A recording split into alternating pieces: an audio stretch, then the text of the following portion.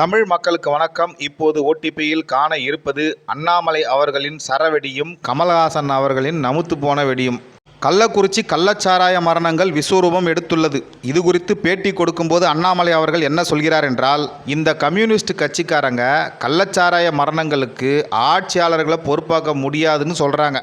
ஆனால் ராஜஸ்தானில் ஏதோ ஒரு குக்கிராமத்தில் ஒரு குடிசை வீட்டுக்குள்ளே என்னமோ நடந்துச்சான். அதுக்காக இங்கே எத்தனை போராட்டம், மெழுகுவத்தி போராட்டம், மத்ராஸ் போராட்டம், அது இதுன்னு பண்ணாங்க. இவங்களுக்கெல்லாம் உண்மையாகவே மக்கள் மீது அக்கறை இருந்தால் திமுக அரசை எதிர்த்து பேசியிருப்பாங்க. ஆனால் திமுகவோட கூட்டணி கட்சிகள் எல்லாமே சுத்தமான அடிமைகள். வேறு எங்கேயாவது இதை மாதிரி நடந்திருந்தா என்ன பண்ணியிருப்பாங்க?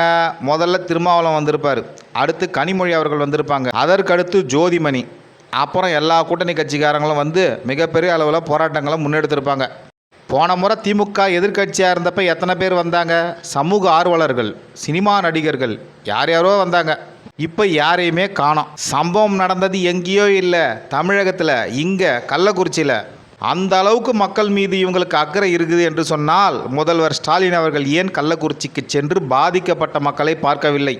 கார்லேயே போகலாம். நார்மல் கார்களை விட வேகமாக செல்லக்கூடிய கார்கள்லாம் இருக்கின்றன.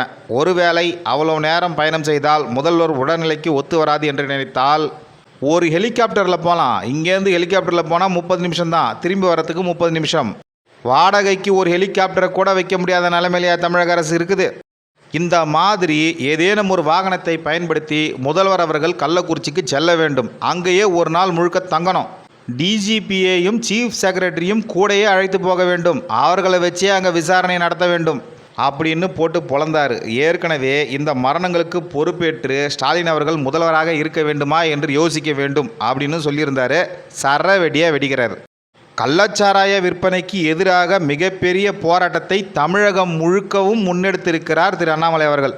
அதில் யாரை கைது செய்கிறோம்னு கூட தெரியாமல் சும்மா அந்த பக்கம் ரோட்டில் போன ஒரு பப்ளிக்கெல்லாம் நம்ம போலீஸு கைது பண்ணி பஸ்ஸில் போட்டுச்சு. அவரும் நான் எந்த போராட்டத்துலையும் கலந்துக்கல, சும்மா இந்த பக்கம் போனையா அப்படின்னு கெஞ்சினார். பஸ்ஸு உள்ளே இருந்தவங்க நீங்கள் பிஜேபி இல்லைனா போங்க என்று போலீஸ்காரங்க கிட்ட சொல்லி அந்த பப்ளிக்கை அனுப்பி வச்சாங்க. வழக்கமாக திமுகவுக்கு ஏதாவது தர்ம சங்கடமாக நடக்கிறது என்று சொன்னால் அண்ணாமலை அவர்கள் சொன்னது போல் நடிகர்கள் வருவாங்க. வந்துட்டார் உலகநாயகன் கமல்ஹாசன், அதுவும் இங்கிலீஷ் பேட்டி மக்களே. அதில் முதல் கருத்து என்னவென்றால், எனக்கு பாதிக்கப்பட்டவர்கள் மீது வருத்தம் இல்லை என்று சொல்லிவிட முடியாது. அதே நேரத்தில் அங்கே ஆரம்பித்தார் முட்டு கொடுக்கறதுக்கு. அவர்கள்தான் தங்களை பார்த்து கொள்ள வேண்டும், தன்னுடைய உடல் நலத்தில் அவர்கள்தான் அக்கறை செலுத்த வேண்டும். அதாவது சோஷியல் ட்ரிங்கர், அக்கேஷ்னல் ட்ரிங்கர் என்று இல்லாமல் எக்ஸீடிங்காக போகும்போது அது எதுவுமே பாதிப்பு தான். உதாரணமாக அளவுக்கு அதிகமாக சர்க்கரை சாப்பிடுவது கூட உடலுக்கு பாதிப்பு தான். கள்ளச்சாராயம் குடித்து செத்து போன மக்கள் எல்லாம் தீவிரமான குடிகாரர்கள்ன்ற அர்த்தத்தில் சொல்கிறாரு. அதே சமயத்தில் கள்ளச்சாராயம் இந்தளவுக்கு சர்வ சாதாரணமாக திமுக ஆட்சியில் கிடைக்கிறது என்பதை சொல்ல மறுக்கிறார். ஏன் சார், இந்த கள்ளச்சாராயம் குடிச்சு போன எல்லாருமே எக்ஸீடிங் லெவல் குடிகாரங்கன்னு உங்களுக்கு தெரியுமா? சிலர் அக்கேஷ்னல் சோசியல் ட்ரிங்கராக கூட இருக்கலாம். ஏதோ கள்ளச்சாராயம்னு சொல்கிறாங்களே ஊரில் இருக்குதே, அதையும் குடிச்சு பார்க்கலாம் என்ற ஆர்வத்தில் குடிச்சு கூட செத்து போயிருக்கலாம். அதாவது அவர்கள் குடித்து செத்து போனது நியாயம் நான் சொல்ல வரல. அதே சமயத்தில் நீங்கள் உள்பட நிறைய சினிமா நடிகர்கள் குடிப்பவர்கள் தான். உங்களை மாதிரியான அக்கேஷனல் ட்ரிங்கராக அவர்கள் இருப்பதற்கு வாய்ப்பு இருக்கிறது அல்லவா? அரசாங்கம் தெருவுக்கு தெரு எக்கச்சக்கமாக சரக்கு வச்சிருக்குதுன்னு கமல்ஹாசனே சொல்கிறார். உங்களுக்கு தேவைக்கு மேலாகவே சாராயம் கிடைக்கும், அதை விட்டு ஏன் கள்ளச்சாராயம் குடிக்கிறீங்கன்னு கேட்குறாரு. நல்ல கேள்வி, நியாயமான கேள்வி. அதே சமயத்தில் டாஸ்மாகில் சாராயத்தோட விலை எக்கச்சக்கமாக ஏற்றிக்கினே போகிறாங்களே, அதை பற்றி உங்களுடைய கருத்து என்ன? அது கூட அரசுக்கு போகுதுன்னு விட்டுடலாம். குவார்ட்டர் பாட்டிலுக்கு மேலே 10 ரூபா வாங்குறாங்களே, அந்த கோடிக்கணக்கான பணம் எங்கேயே போகிறது? இந்த மாதிரி ஏழை பாழைங்க கிட்ட மிரட்டி வாங்குறது தப்புன்னு எங்கேயாவது பேசியிருக்கீங்களா? மேலும் குடிகாரர்களுக்கு கவுன்சிலிங் கொடுக்க வேண்டும் அப்படி இப்படின்னு எதோ வடவடையாக சொல்கிறார்.